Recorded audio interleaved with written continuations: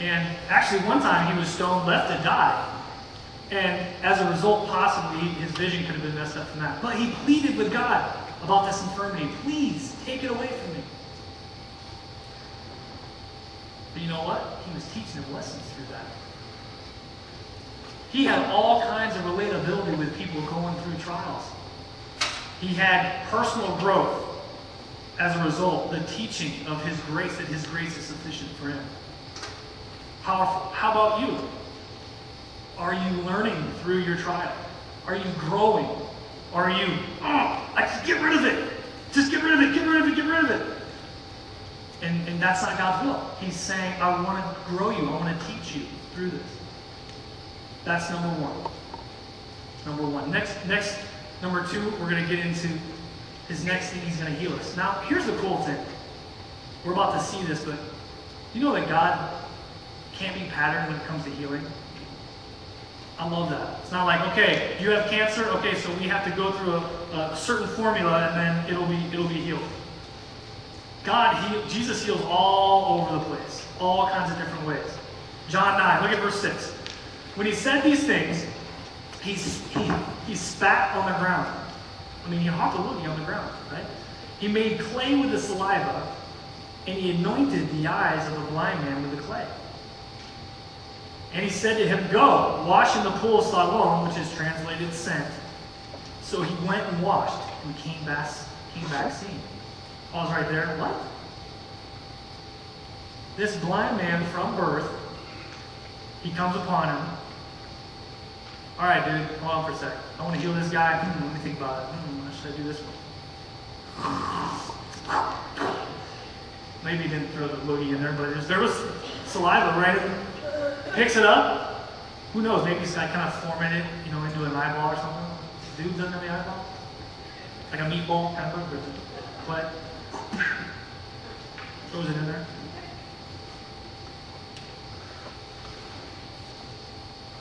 It's practical though, right? He needed to make a little clay. I mean, he didn't have any water on tap. He just throw some spit on there. Boom, throw it in. I love how God heals. I love how he does it. There's another blind man that he actually spit right in the dude's eyes. You guys remember that? How about that? You don't see the faith healers like going, come up for healing, come up for healing. Like, you're blind? Okay. Let me try this one. Jesus did this one. Just spit right in his eye. And the guy was like, well, I see men, but they look like trees. It's like, then he touches his eye again, and next thing you know, the guy's healed. I love how he can't be patterned. This is an opportunity for God to heal you. I love the miraculous healing power of Jesus Christ. As we continue to go on, we're going to see not only does he heal physically, but he heals spiritually. You see, this man was blind from his birth, physically. But he was also blind spiritually from his birth. We're going to see that Jesus heals him both physically and spiritually as we continue to move forward. And he's going to use him. And that's number 3. This is God's opportunity. Your infirmity is God's opportunity to use you. Look at verse 8. Therefore the neighbors and those who previously had seen that he was blind said, is this not he who sat and begged? Some said, this is he. And others said, well, he's like him. He said, I'm he. Therefore they said to him, how were your eyes opened? He answered and said, well, a man called Jesus, he made some clay, he anointed my eyes, and he said, go to the pool of Siloam and wash. So I went and washed, and I received sight. Then they said to him, well, where is he? He said, I don't know. Here's the beginning of God allowing this infirmity, and now how he's going to use him powerfully. The same thing he wants to do with you. In verse 8 it says, the neighbors and those who previously had seen that he was blind said, is this not he who? And I want you to stop right there and fill in the blank. You see, God wants to use you. Is this not he who? Used to cuss all the time. And as my boss used to be that freakazoid that was yelling at me all the time, and then something happened. He's different. Or this man that his wife just left him. There's something different. He's fine. What is the deal here? This guy that just lost his business. Is this not he who just lost everything he had? But he's okay? What's the deal here? Something's different. God's going to use you because you're different. You and I are different as believers. Verse 10 says, how were your eyes open? I love this because this is a perfect opportunity that God opens wide for this guy to share what happened to him. I love God-ordained open doors. We play this little flag football deal on Sundays every now and then. Us has-beens, we get out there and get after it a little bit. And some guy that I hadn't seen in years comes up to me after, and we just had this really cool conversation. And it was just a wide open door. What are you up to now? I'm a pastor. What? Are you kidding me? It was a God-ordained open door to be able to share with him what God has done in my life. And he wants to do that with you. You see, what you go through in life, the change that happens in your life, is God's opportunity to use you.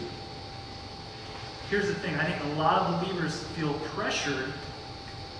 I have to share Christ. I have to share Christ. I have to share Christ wherever I'm at. And we're trying to open those doors on our own. Where God says, let me open that door for you. Next thing you know, someone asks you a question out of right field.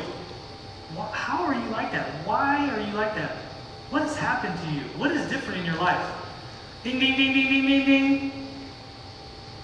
That's your open door. That's where God wants to use you as you walk through different infirmities, different situations in your life. But let's get down to the nitty-gritty, the end of this. God wants to use your infirmity to save you. Look at verse 13. They brought him who formerly was blind to the Pharisees. Okay, so these Jews see what happens and they go, man, we gotta show the leaders what went down. Verse 14, now it was a Sabbath when Jesus made the clay and opened his eyes. Interesting. Because the Jews had this, they were making up all these rules about the Sabbath. You couldn't do anything.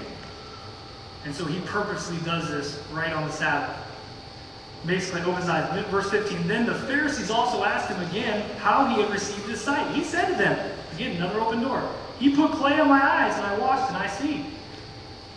Therefore, some of the Pharisees said, this man's not from God, because he does not keep the Sabbath. Others said, well, how can a man who is a sinner do such signs? And there was a division among them. Do you know that where Jesus is at, you're going to have division? Jesus said, you're either for me or against me. A lot of people just kind of want to walk in gray area. Well, he's a good guy, and this and that. Jesus said, if you're not for me, you're against me. He brings division. Verse 17, they said to the blind man again, what do you say about him because he opened your eyes? He said, man, he's a prophet. Verse 18, but the Jews did not believe concerning him that he had been blind and received his sight. They didn't believe this miracle. There's no way.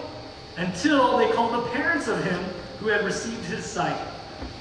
And they asked them, saying, is this your son, who you say was born blind? How then does he now see?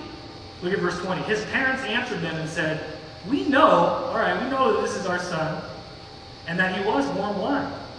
But by what means he now sees, we don't know. Or who opened his eyes, we don't know. He's of age. Ask him. He will speak for himself.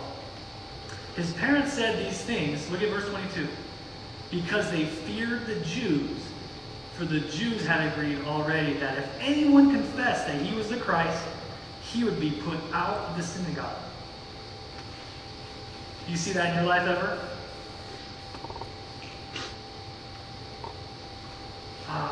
If I share Jesus right here, or if I stand up for Jesus, then my friends are going to leave. I'm not going to have any friends anymore. I'm not going to be the cool guy anymore. My boss is going to fire me. I can't open my Bible at my job because if that happens, then he's going to think differently of me.